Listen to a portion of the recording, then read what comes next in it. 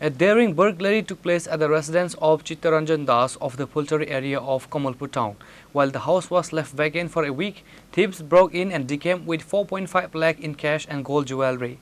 Kamalpur police have inspected the scene and launched an investigation into the broken lockers and stolen valuables.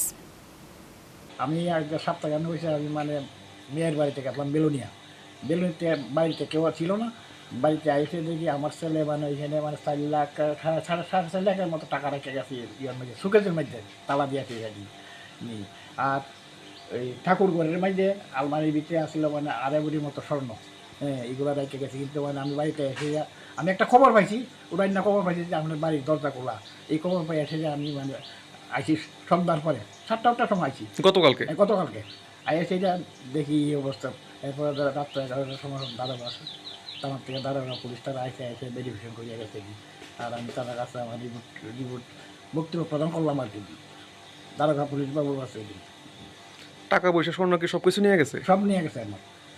তারা কারা হইতে পারে? সন্দেহ আছে কারোর উপর? আমি কারে সন্দেহ করলাম? আমি তো এমনি কেউ সন্দেহ করতে পারি না। কিটা কইতাম ছেলে আইনা রাখছে কেউ দেখলে দেখতেও পারে। ব্যাংক থেকে টাকা লিয়ে 5 লাখ টাকা লিয়েছে, কম বড় কথা নাই।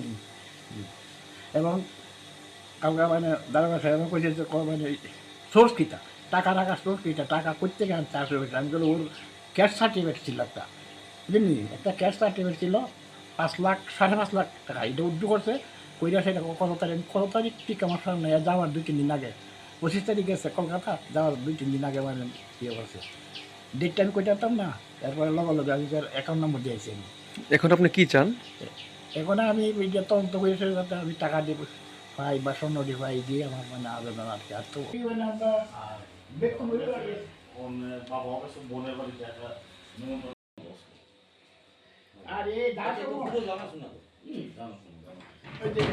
Reported by Biplav from Khwai, Chinikhora.